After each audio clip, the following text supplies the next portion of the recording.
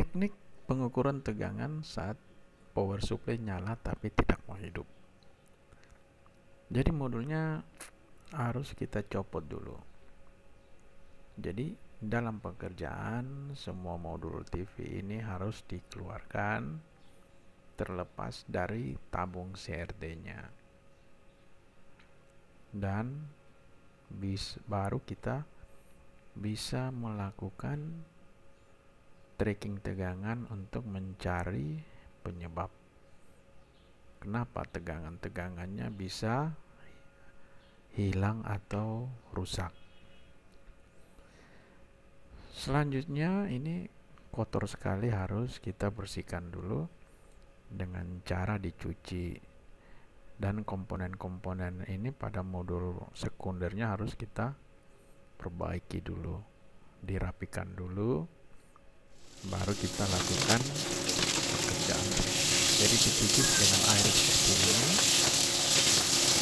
dengan air yang deras, disemprot sampai bersih, kemudian harus dikeringkan, dan hasilnya seperti ini. Setelah kami keringkan, sudah rapi, bersih, dan akan kita lakukan tracking tegangannya.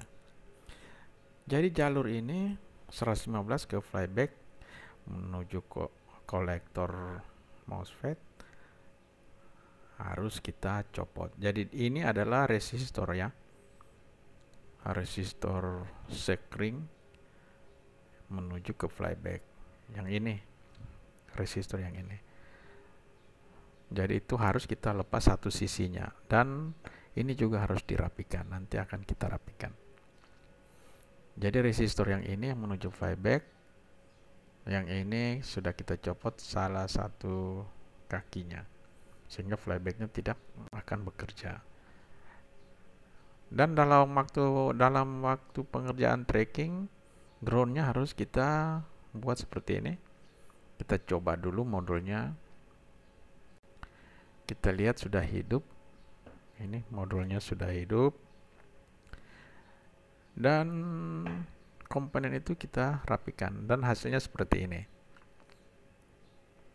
Kemudian kita akan tracking tegangan. Kenapa power supply-nya TV ini hanya nyala saja LED-nya, tapi tidak mau kerja.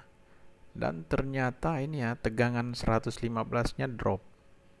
Harusnya dia 115 karena di modulnya tertulis 115. Dan kita juga lihat tegangan sekunder lainnya. Yang ini 38 volt. Ini keluarnya hanya 15 volt, jadi drop juga. Ini kemudian ada juga yang ini 10 volt. Kita lihat keluarnya berapa nih ya? Keluarnya hanya 4 volt. Nah, di sini pasti ada kerusakan pada sirkuit sekundernya sehingga dia menjadi drop. Dan bukan kerusakan pada power supply, pada primernya. Bukan kerusakan pada primer power supply-nya, tapi pada sekundernya. Nah, di sini ini perlu kami jelaskan bahwa ini 38 volt dan ada distribusinya, ada resistornya. Jadi ini ada resistor, ada dua, ini satu, yang kedua yang ini. Ada dua resistor, distribusi tegangan 38 volt untuk menghidupkan sirkuit yang lain, dan juga ada yang ini resistor ini kalau tidak salah untuk IC-nya. Yang ini sudah kita lepas. Ini ya. Yang ini sudah kita lepas. Dan ada juga yang ini 10 volt. Ini 10 volt. Kita lihat dari trafo lewat dioda ini. Kemudian ini kebebannya juga sudah kami lepas. Dan yang harus kita lepas yang ini ya, dua ini yang belum kita lepas dari 38 volt. Mungkin dia penyebab sirkuit ini menjadi rusak. Kita lepas dulu. Seperti ini teman-teman. Nah, dalam pekerjaan ini semua beban sekunder harus kita lepas. Ini ya, sudah terlepas. Dua resistor ini sudah kita lepas. dan dilihat dari jauh seperti ini. Dan ini adalah komponennya, dua resistor ini yang kita lepas. Dan dia dari sirkuit ini kita lihat ada transistor ini ya. Transistor ini harus dicek lagi. Ada short sehingga sekunder ini menjadi drop keseluruhan ya. 115, 38 dan 10 ini resistornya. Yang ini. Selanjutnya kita lihat lagi. Ini nanti kita ini kita pastikan sudah dilepas ya. Yang ini. Dua resistor ini sudah kita lepas.